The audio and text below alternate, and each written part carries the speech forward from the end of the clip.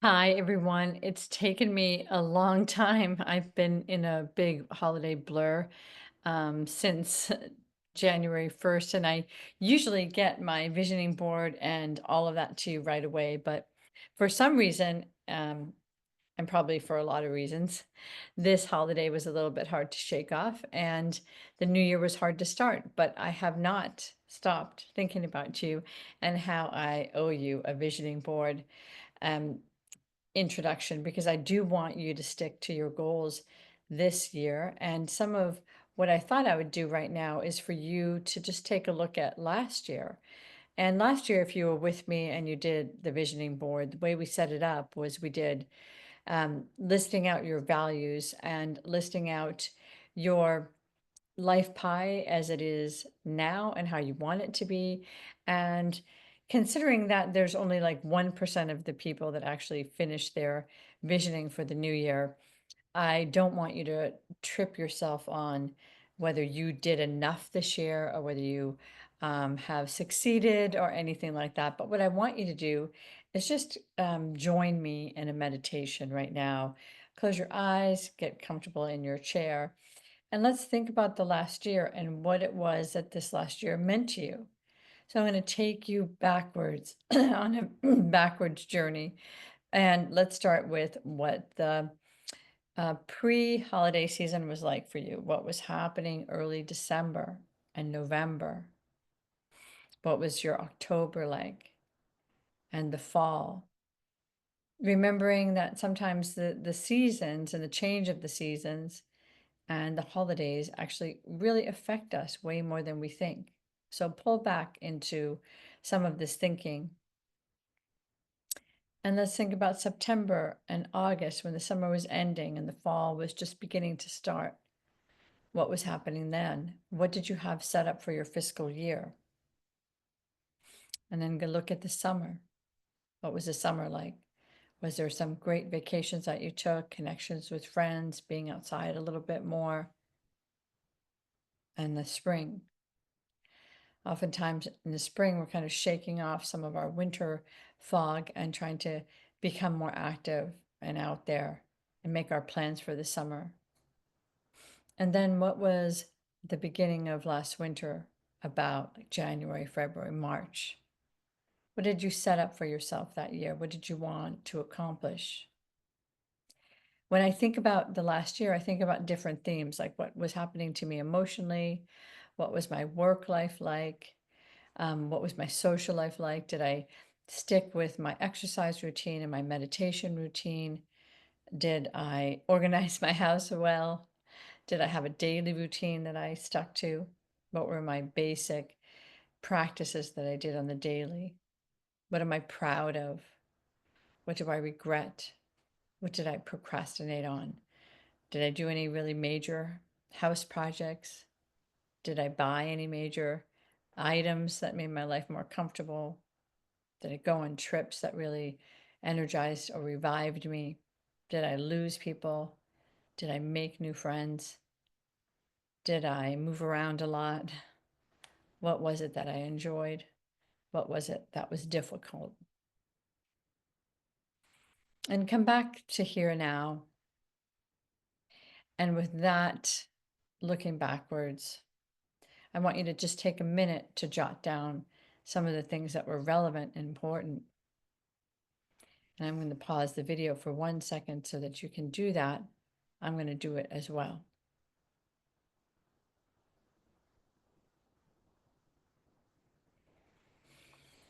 So coming back to this vision board, I decided to do something differently.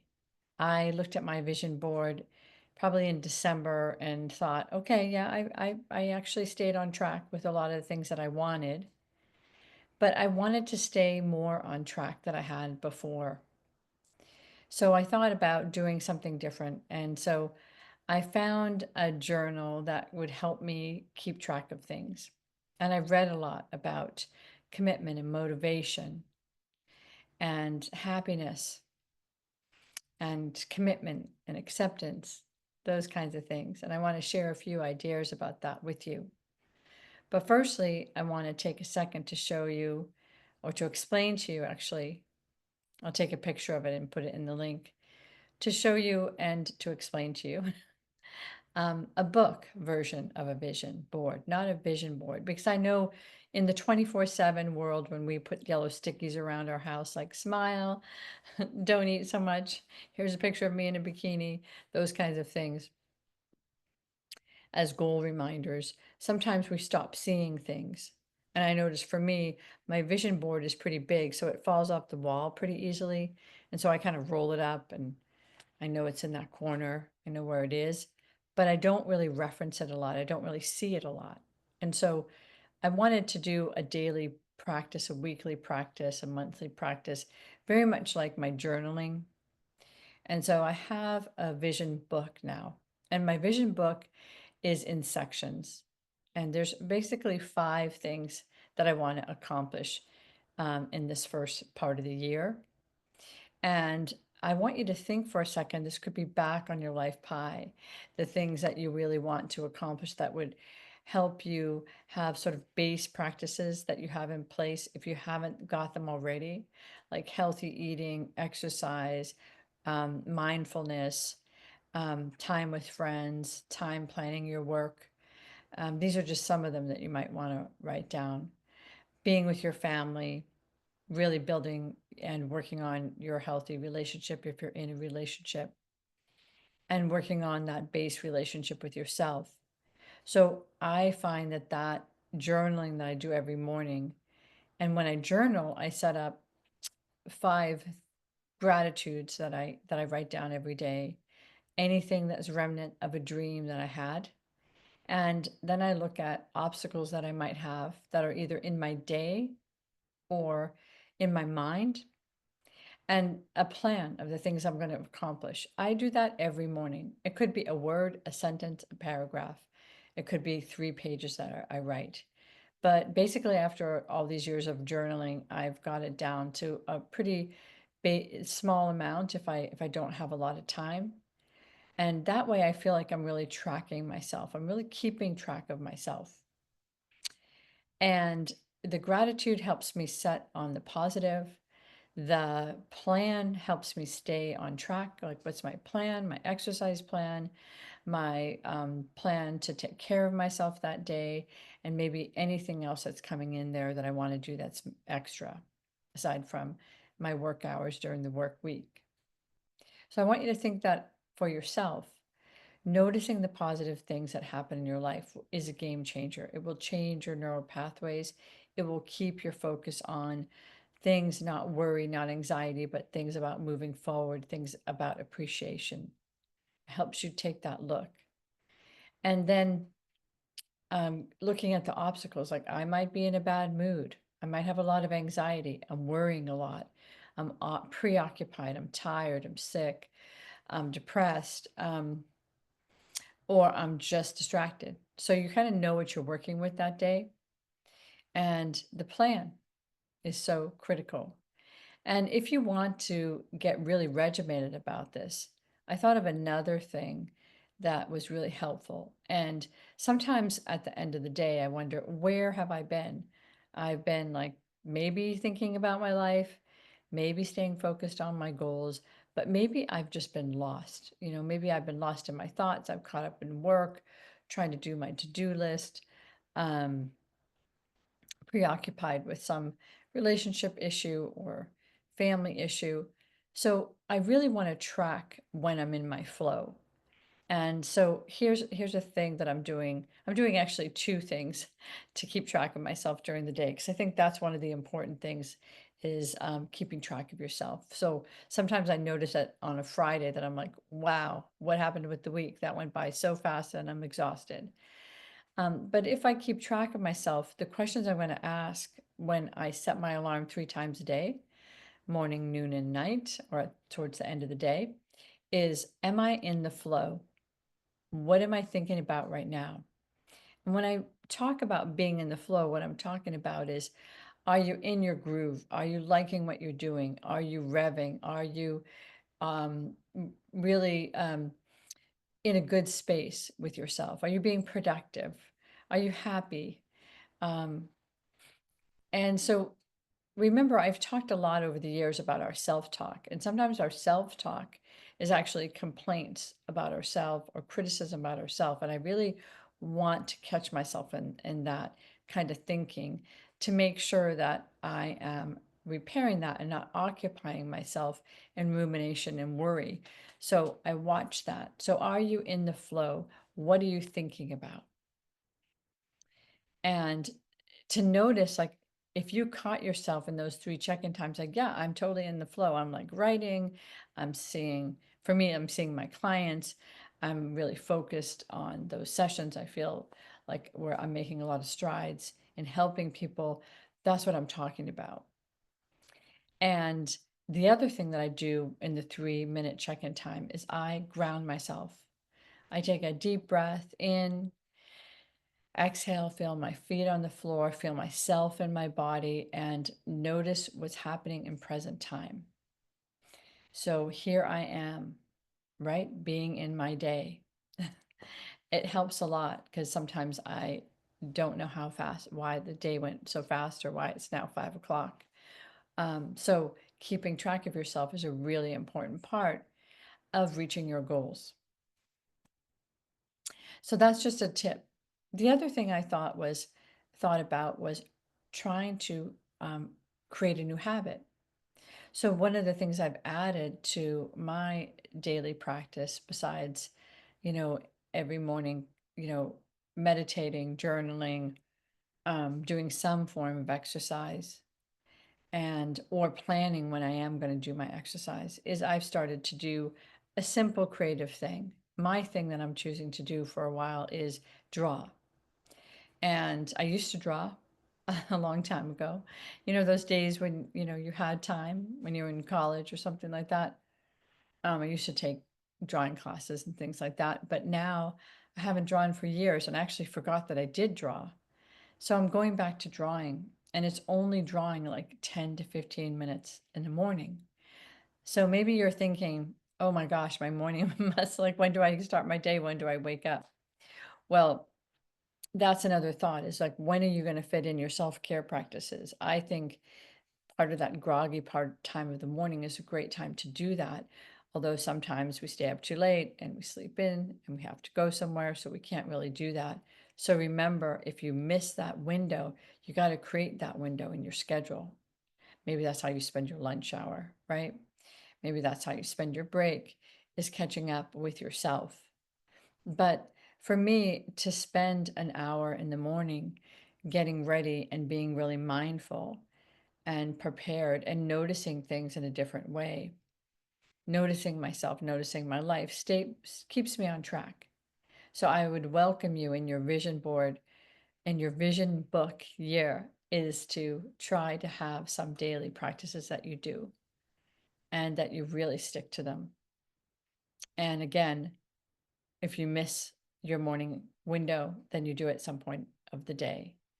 So that's a big thing. So we're picking the visions that we have, but we're changing them too. So I want you to think about things in quarters. What are you what are you working on? How are you?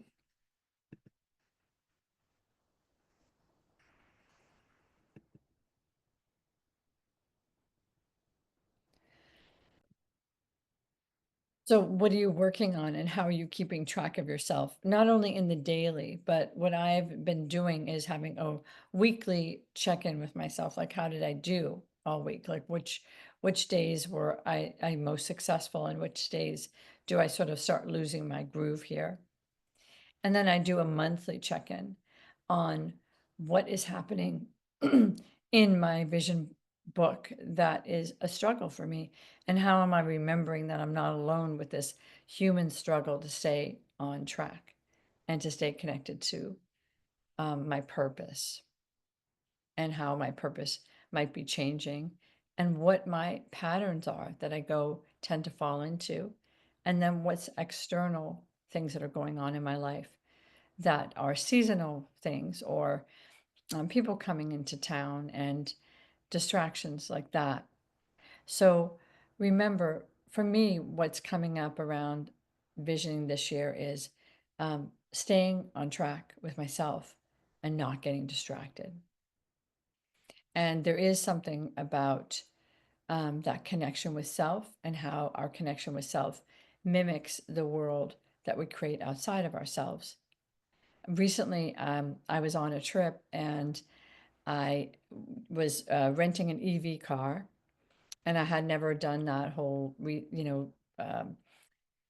filling up my electric battery whole thing.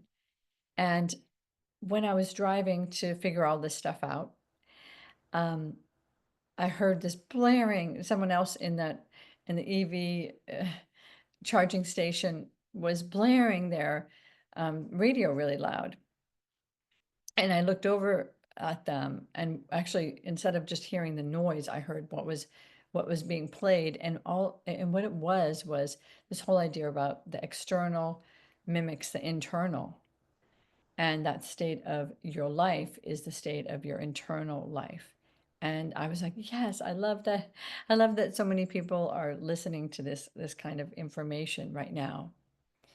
I think it really helps us deal with all the difficult things in life and in humanness that we all have to confront.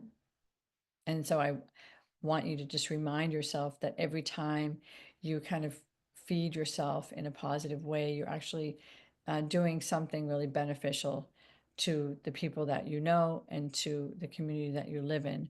You're kind of like positive vibrations, right? Because so many times we all notice that maybe we don't stop to say hello to somebody, or we don't have a smile on our face, or we're rushing, or we're mad, or we're late.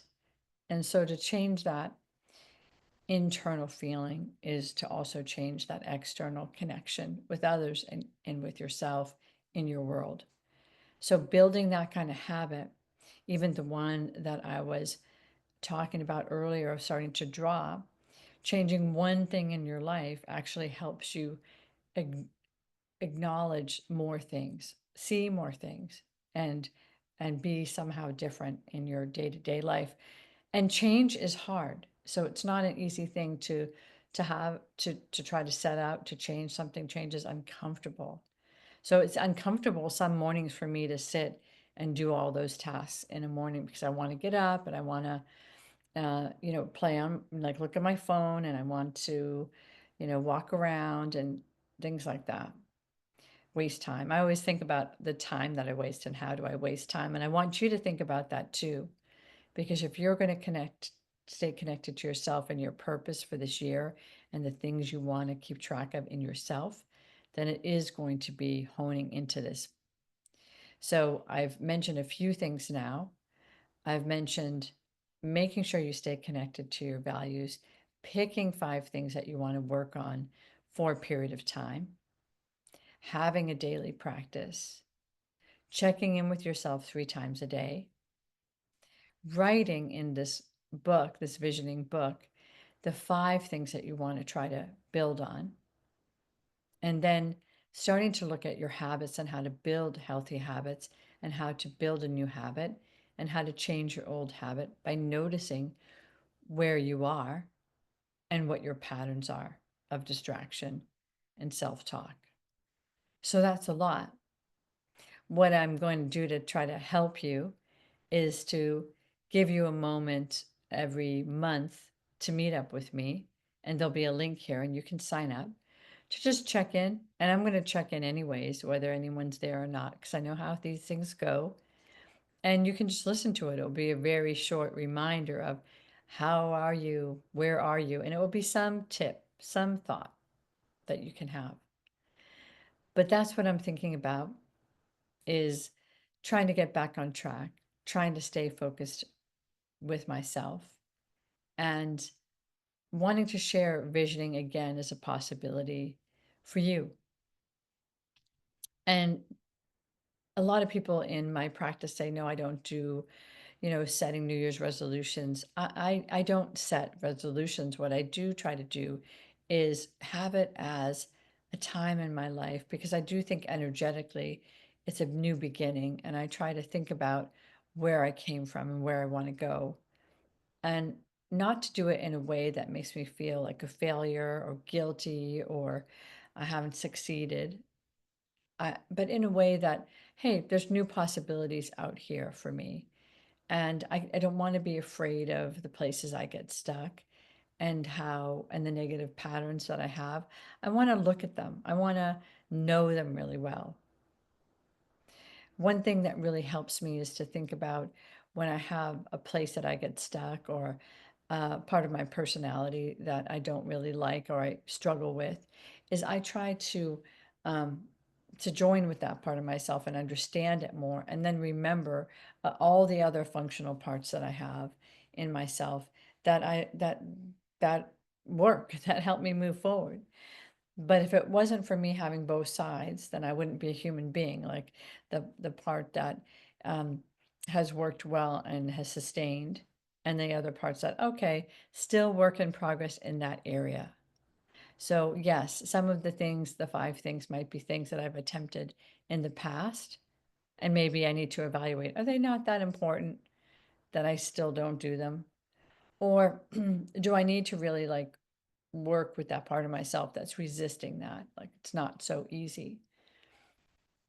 So that relationship that you have with yourself, the depth that you know yourself, the depth that you know all the different parts of yourself is a brilliant thing to meet up with on the regular. So I hope that you'll take some time to think about what your purpose is this year and where you want to grow yourself and how you want to know yourself. I'm looking forward to sharing that with you, and I hope you'll sign up to just meet up with me once a month in my community called Relatable. I think it would be a great opportunity to have something informal, just about a few ideas around. So, hope to see you there. Hope you're feeling positive about your year. And if you're not, I hope that you'll spend some time just understanding that and trying to figure out what are the steps in your life that you want to take this year that might be helpful to you. Okay, more to come, and welcome to 2025.